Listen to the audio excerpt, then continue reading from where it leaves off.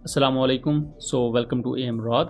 दोस्तों, इस साल होने वाले एससीओ समिट के बाद जून 2025 में चाइनीज़ शहर में शंघाई कॉरपोरेशन ऑर्गेनाइजेशन के अंडर जो एससीओ के मेंबर्स हैं उनके डिफेंस मिनिस्टर्स और नेशनल सिक्योरिटी एडवाइजर्स की मीटिंग होती है और ये मीटिंग इंडिया को कम्प्लीटली हिला कर रख देती है। और इसका मैं आपको समरी बता दूं तो एससीओ के जितने भी कंट्रीज़ हैं इंडिया को छोड़ के, जो बाकी 9 कंट्रीज़ हैं, उन्होंने खुलकर पाकिस्तान की सपोर्ट की है बीएलए के खिलाफ। और ये करारदाद वहाँ पेश की गई है, या जो जॉइंट स्टेटमेंट है उसमें ये कहा गया है कि बीएलए के खिलाफ पाकिस्तान को कोई भी मदद चाहिए हो तो चाइना और बाकी सेंट्रल एशियन स्टेट्स पाकिस्तान को वो प्रोवाइड करेंगी। टीटीपी के खिलाफ और दूसरी जो टेररिस्ट ऑर्गेनाइजेशंस हैं, पाकिस्तान को उनसे लड़ने में कम्प्लीटली मदद फराहम की जाए और इन कंट्रीज़ ने इजहार यकजहती किया है। इसी के साथ साथ इंडिया ये चाहता था कि इस पूरी जॉइंट स्टेटमेंट में पहलगाम इंसिडेंट का इल्ज़ाम पाकिस्तान पर लगाया जाए, जो कि इंडिया उसमें नाकाम रहा।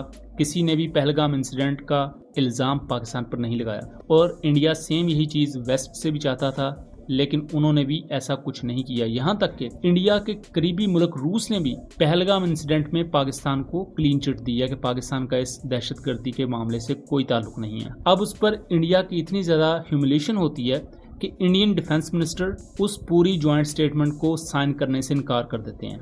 और इसके बावजूद भी जो शंघाई कॉरपोरेशन ऑर्गेनाइजेशन है, जिसमें पाकिस्तान का बड़ा करीबी दोस्त मुल्क चाइना भी है और इंडिया का बहुत करीबी इत्तेहादी रशिया भी, वो तक इस जॉइंट स्टेटमेंट को पब्लिश कर देते हैं बगैर इंडिया की रजामंदी के। इंडिया में इस चीज़ को लेकर बहुत ज़्यादा तनकीद हो रही है मोदी गवर्नमेंट पर कि आप दुनिया के विष्णु गुरु बनते फिर रहे हैं। अपनी दुनिया में आपने एक व्हाट्सएप यूनिवर्सिटी में ये विजन क्रिएट किया हुआ है कि जी हमने पूरी दुनिया अपने सामने टिका ली है और पूरी दुनिया हम फतह कर चुके हैं। बट रियलिटी ये है कि दुनिया पहलगाम इंसिडेंट का सच जानती है, क्योंकि पहलगाम इंसिडेंट के बाद भी बार बार बीबीसी, सीएनएन और दूसरे मीडिया हैंडल्स ने भी ये इंडिया से पूछा कि आप इसका सबूत दें कि पाकिस्तान अगर पीछे है तो कोई पाकिस्तानी नेशनल का आप बताएं कि जी वो इसके पीछे हो, उसका कोई सबूत पेश करें। और इंडिया वो भी नहीं कर सका था और वो रिपोर्ट्स आप यहाँ देख भी सकते हैं। उसके बाद इंडिया ने पाकिस्तान पर एक अटैक इनिशिएट किया। पाकिस्तान ने 7 मई को उसका काउंटर अटैक किया। इंडिया के 6 एयरक्राफ्ट और एक unmanned aerial system shot down कर दिया। फिर इसके बाद इंडिया ने लॉन्च किए पाकिस्तान पर multiple suicide drones multiple locations पर। इंडिया ने अराउंड 80 के करीब ड्रोन्स फायर किए थे, जिनमें से 78 पाकिस्तान ने शॉट डाउन कर दिए। लेटर ऑन हमने ऑपरेशन बुनियानुल मरसूस देखा, जिसमें पाकिस्तान ने इंडिया की 26 लोकेशंस को हिट किया और उनमें से मल्टीपल लोकेशंस हिट भी हुई, जिसको खुद इंडियन मिलिट्री अपनी ज्वाइंट प्रेस कॉन्फ्रेंस में भी मान गई। अब पाकिस्तान की तरफ से एससीओ के इस मीटिंग में नेशनल सिक्योरिटी एडवाइजर, जो कि पाकिस्तान के DGISI lieutenant colonel Asim Malik हैं, वो हिस्सा ले रहे थे, और पाकिस्तान के defence minister Khawaja Asif. India की तरफ से इंडिया के डिफेंस मिनिस्टर राजनाथ सिंह और इंडिया के जो नेशनल सिक्योरिटी के एडवाइजर हैं अजीत डोवल, वो हिस्सा ले रहे थे।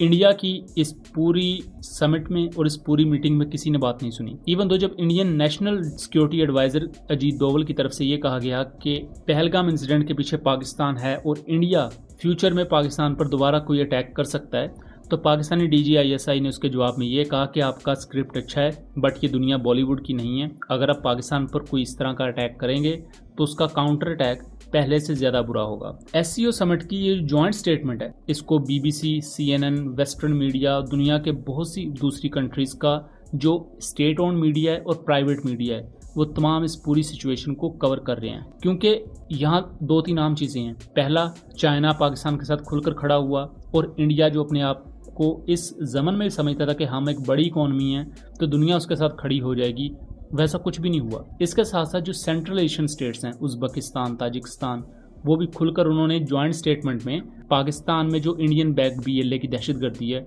उसकी मजम्मत की और पाकिस्तान के साथ उन्होंने कहा कि हम खड़े हैं आपके साथ। फिर तीसरी अहम चीज़ जो इंडिया के लिए बहुत ज़्यादा शॉकिंग थी कि इंडिया का इत्तेहादी रूस, उस तक ने इस जॉइंट स्टेटमेंट पर साइन किए और वाजे कर दिया कि BLA के खिलाफ रशिया भी पाकिस्तान के साथ खड़ा है। और पहलगाम इंसिडेंट के बारे में रशिया ने भी इंडिया से यही कहा था कि आप सबूत दें पाकिस्तान के खिलाफ, जो इंडिया नहीं दे पाया और ना ही इंडिया इस समिट में कोई बात कर पाया, जिसको लेकर रशिया ने भी इंडिया की सपोर्ट नहीं की। तो डिप्लोमेटिकली पाकिस्तान के लिए बहुत बड़ी विक्ट्री है। यहाँ हम जितना क्रेडिट दें पाकिस्तान के नेशनल सिक्योरिटी एडवाइज़र जो कि DGISI हैं वो, और डिफेंस मिनिस्टर, उनको वो कम है, क्योंकि वो लोग वहाँ मौजूद थे और पाकिस्तान को रिप्रेजेंट कर रहे थे। और उसके बाद आप खुद देख सकते हैं कि इंटरनेशनल मीडिया इस चीज़ को किस तरह रिपोर्ट कर रहा है, और यहाँ तक कि इंडियन डिफेंस मिनिस्टर ने अगर जॉइंट स्टेटमेंट साइन नहीं भी की तो किसी ने उसकी परवाह भी नहीं की, वो जॉइंट स्टेटमेंट फिर भी रिलीज़ होगी। सो दोस्तों, उम्मीद करता हूँ चीज़ें क्लियर रही होंगी। वीडियो पसंद आई हो तो इसे ज़्यादा से ज़्यादा आगे शेयर करें ताकि इस तरह की मज़ीद इन्फॉर्मेटिव वीडियोस हम आपके लिए लेकर आ सकें। मिलेंगे अगली वीडियो में, तब तक के लिए अल्लाह हाफिज़।